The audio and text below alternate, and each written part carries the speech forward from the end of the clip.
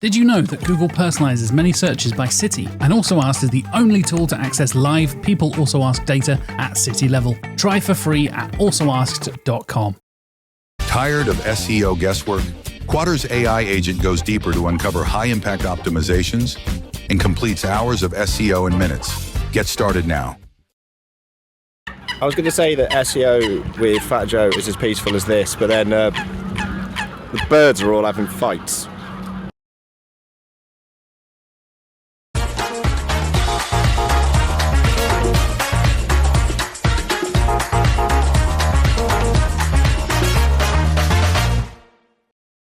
Thanks everyone for coming. Thanks for those that have just come in as well. Really appreciate you coming in from the sun to come and see me talk. Two quick things I wanted to say before I get started. The first, I'm really glad to be speaking about incrementality because I think it will really, really help everyone in their day-to-day jobs. The second is, I speak really, really, really fast, even though I run out of breath. So if you're struggling to keep up with me, raise your hand and I promise to do absolutely nothing about it and just continue on. Let's demystify incrementality together. So I was in a pub about 3 months ago and I felt a very large hand on my shoulder. And I turned around and it was my good friend Sam. And Sam said, "Liam," and that's not the interesting part of the story because my name is actually Liam, "are you still playing guitar?" And I said, "Well, yeah, Sam, I am." And I flashed back. Suddenly, I was this guy. I was 14 years old, and that is an actual photo of me. I know, what a glow up. I had horrible hair and I was struggling to play the chords. And then one day, I just happened to bump into Sam at school, and he was playing this gorgeous guitar, and I couldn't take my eyes off it. It was like, "Liam, come with me." And he dragged me into another room, and he gave me a guitar lesson. And by guitar lesson, I mean he played guitar at me for about 30 minutes, shouting out the chords. He was like, "G major, C add 9. I was just nodding along. Anyway, back to the pub. I said, "Yeah, Sam, I'm still playing guitar. In fact, I make music online sometimes now." And he goes, "That's amazing. I'm so glad that I taught you guitar and I got you into guitar. And the whole reason you're playing guitar is because of me. Good to see you, buddy." And he looked so happy. So happy, in fact, that I didn't want to spoil his smile because I knew something Sam didn't.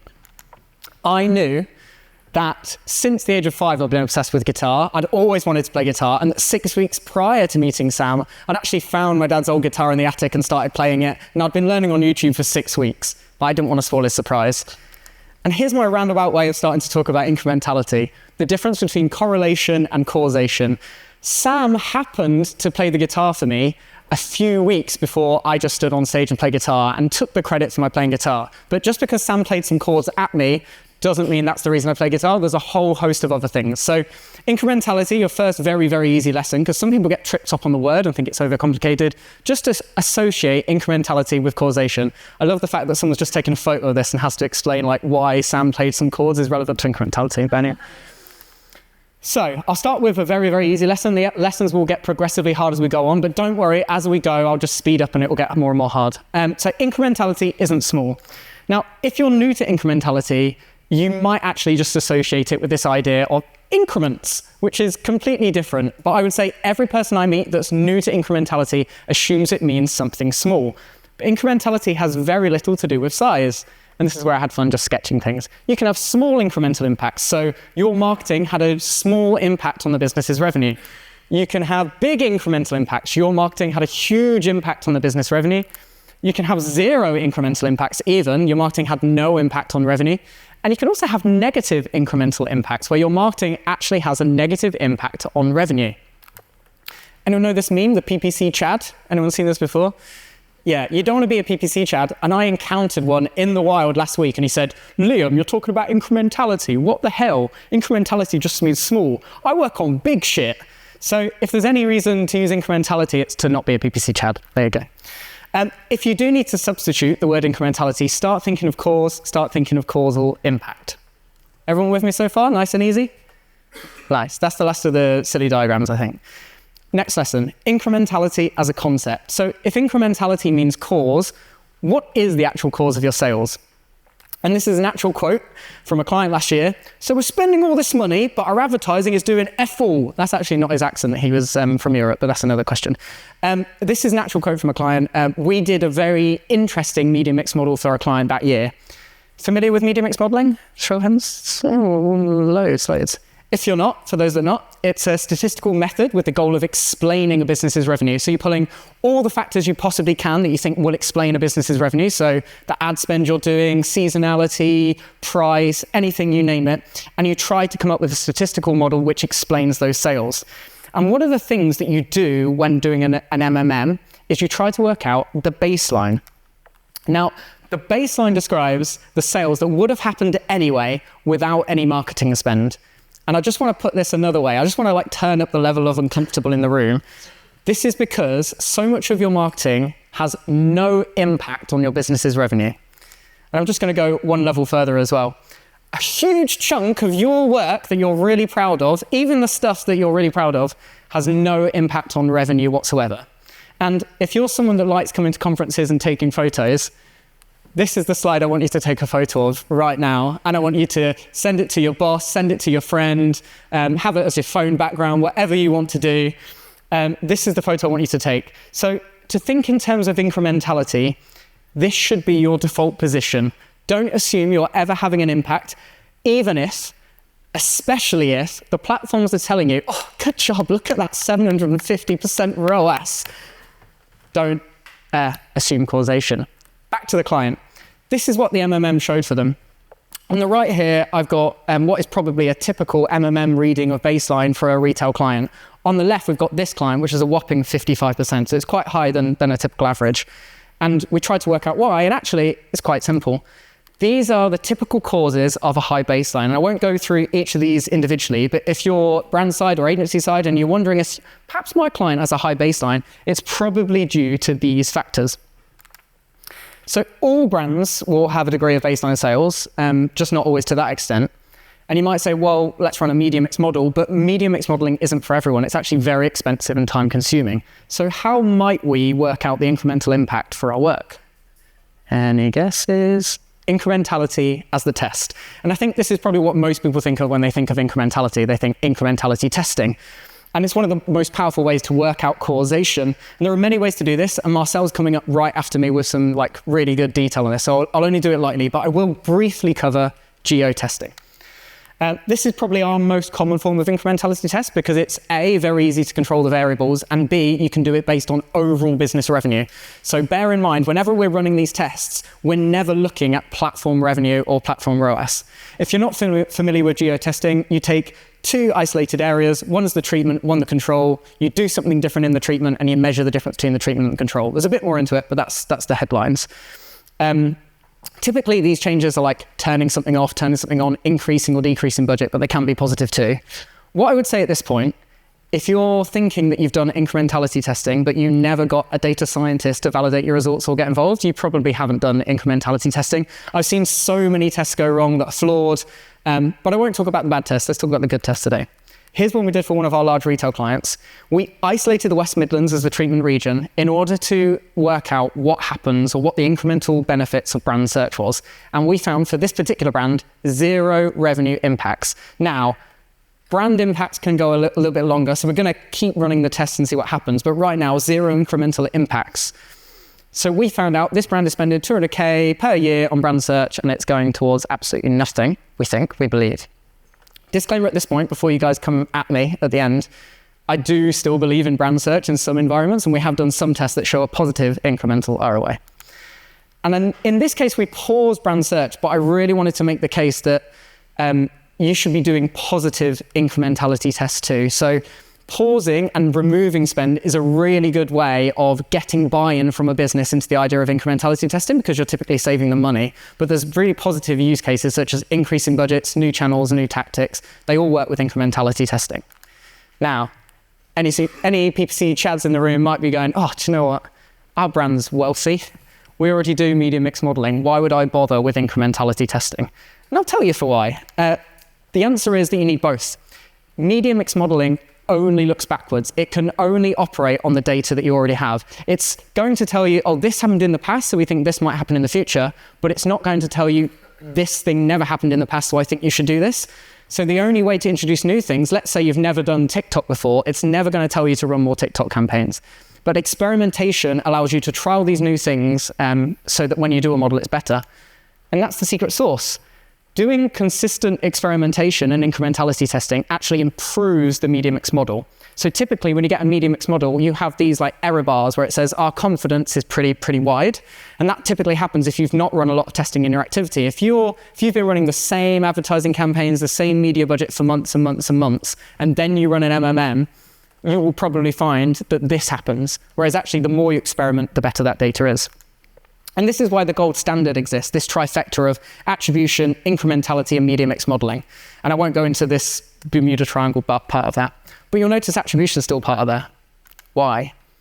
Incrementality is a metric. The more you know, the more you don't know. Now that your eyes are open to this idea of incrementality and you understand it, you realize it makes your job a hell of a lot more challenging. Let me give you a client example. Luxury client, 200K per month. Google Ads says, oh, you're getting a 1 million back, 500% ROAS. Perfect, you say. That's just what I wanted as the fading face comes in. Easy, right? And even if you stood there in boardrooms presenting to marketing directors telling, oh, we got this incredible ROAS over the years, I've done that, you always knew, and I know you always knew, that at the back of your mind, it was never this simple. The platform ROAS you were getting was never the true reflection, but it's just easy. Just because Google was there for those sales doesn't mean the sales were caused by the channel, but Google will almost certainly take credit for those. So let's say we then ran a test and we got some different results. Turns out the incremental revenue was more like 700K and your ROAS is as low as 350%. To make this easier, we'll start calling these incremental ROAS and attributed ROAS because everyone needs another metric. And just because everyone needs another metric, we'll shorten it as well. We'll call it AROAS and IROAS. AROAS is attributed ROAS, incremental ROAS is IROAS, and then platform ROAS, PROAS, another one just for fun, is a form of AROAS, but it's specific to the platform. So Meta will have its own PROAS, for example.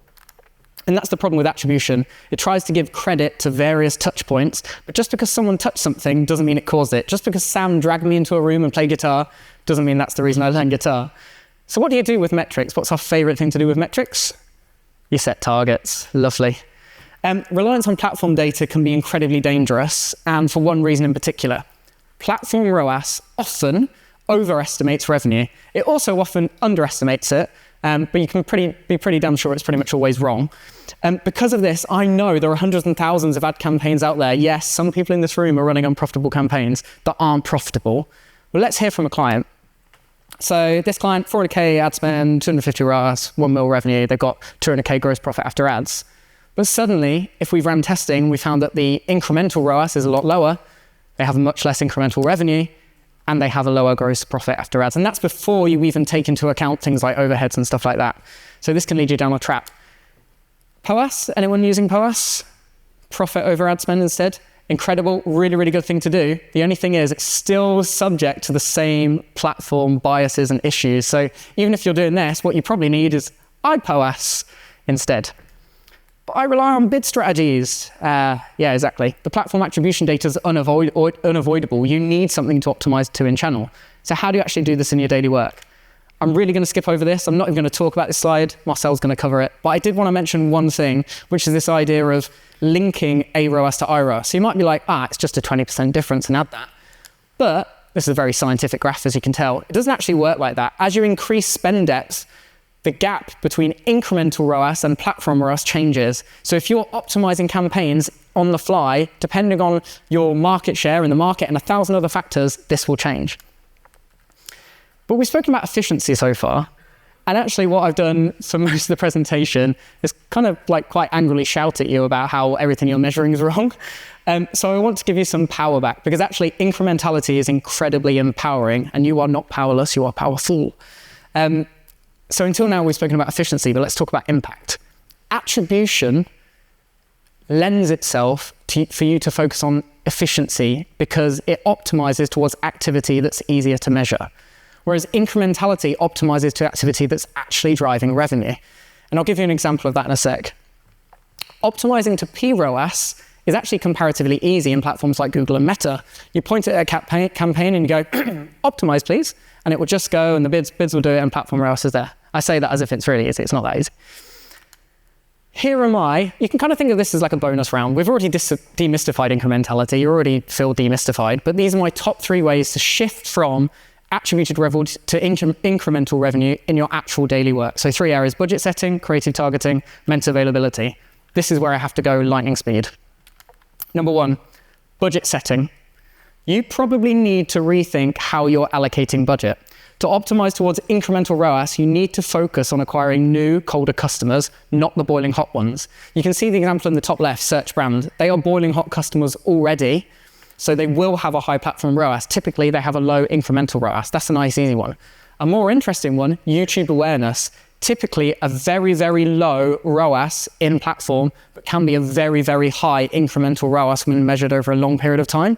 What I would say, if you're running a YouTube campaign, but you're optimizing it towards PROAS, then it won't be delivering a high incremental ROAS because you're optimizing towards the wrong metric. If you tell YouTube, I want to achieve a really, really good ROAS, YouTube will go out and find all of the warm customers that need converting, whether or not YouTube actually plays an incremental role or not. That's all I'll say about that. The second one is creative. Now, you'll hear a lot, and I've definitely heard a few times at the conference already, that creative is the targeting. Definitely true. But don't be fooled. This doesn't mean that you can't do the targeting work. It just means that the targeting work happens before you design the creative. If you go into Advantage Plus and you just give it your best performing creative, what it's probably going to do is average out and target all of the customers that are warm and that are already in your segment and that are already ready to purchase. Whereas actually you still need to do the work of matching right product to right audience before you go about creating the right message, and then you put those creatives into your campaign. And actually that's how you start to generate an increased amount of incremental revenue, because you're starting to dip into cold audiences. But platform ROAS typically still, even despite Meta's best efforts, undervalues this stuff. Just while we're talking about creative, I wanted to give a quick heads up about divergent delivery. Has anyone come across this? Finally, something with no hands. And it's good because I don't really understand it that well either. Read this study by Braun and Schwartz. Message me on LinkedIn if you can't find it. It basically discusses how when you're split testing creatives in Meta, because Meta is serving those creatives to people that are going to engage more, it's not an A/B creative split test. So if you're trying to split test creative across audiences, this is flawed. And the third thing I want to talk about is focus on building mental availability. Who's familiar with physical versus mental availability? Nice, about 25%. Byron Sharp was the guy that came up with this, How Brands Grow, really, really good book. Basically describes different activity. Brands need both of these to make sales effectively, different activity. So a physical availability lean channel, for example, would be Google Shopping. Someone's ready to purchase, you're there. A mental availability channel is all about making stuff easily come to mind. Attribution encourages you to optimize towards physical availability, being there even when you don't need to be. So in order to optimize towards mental availability, which all brands need, you need to start measuring incrementality. And once you start thinking in this way, that's when things that you thought were just like gospel, they really start to trip you up. One of my favorite ones in these is ad fatigue. We talk about ad fatigue as like it's a user issue, like people get bored and they just stop buying, they're fed up of seeing your ads. But most of the time, it's actually not the user, it's the platform that's tired. The platform wants more engagement on the ads, it wants more sales, more clicks. But people don't fatigue from ads anywhere near as fast as we think. There's one study by System 1, it's not linked in here, where I think they showed people the same ad 1 year and then showed them a year after they'd been blasted with that ad throughout the year. And they all said, oh, do you know what, I still really like that ad. People don't fatigue, but it's vital to have a high frequency for mental availability. If you've got a high frequency, low platform ROAS campaign in Meta, the first thing you think of doing is pausing it or changing your creative or doing something different. But actually, if you start measuring these campaigns on an incremental level, you'll probably see they're driving revenue. And I've got this far without talking about my own agency, so that's good. Just wanted to talk about impression. There's lots of impression people in the room as well. I wouldn't be able to do these case studies without the work that these guys are doing, so I did want to shout it out. But I'd say what we're talking about a lot, evidence into action, is probably the theme about this. I've gone into some detail at the start about incrementality, how it works, the testing, the outcomes. But really, the last part of the presentation just there was all of the stuff you can start thinking about in terms of action. It's not enough to have this measurement, it's what you do with it. So congrats, you're on the way to being an incrementality pro. But wait, there's more, he said in like an anime tone. Bear with me on this one. Incrementality is a way of life. This is where I'm not sure how you guys are going to take this. Maybe it's a slight exaggeration, but once you've gone from seeing things in black and white, platform ROAS, these are facts, these are figures, and seeing things in more uncertainty and nuance and realizing you can't measure any things, you start seeing things in this way and you can't unsee it. it starts to spill into life too. So I don't assume cause and effect in my advertising anymore. I don't think about Sam when I play guitar anymore, except for a long time I did. I was like, oh God, I'm only doing this because of Sam and I hate that guy. But I question things like, how can I do just a small act of kindness and it changes whole systems? What's the incremental impact of that? And if I've lost you, because I've started going a bit otherworldly, get a handy crib sheet of all the incremental stuff by going through that QR code, add me on LinkedIn, ask me questions. Thank you very, very much for demystifying incrementality with me.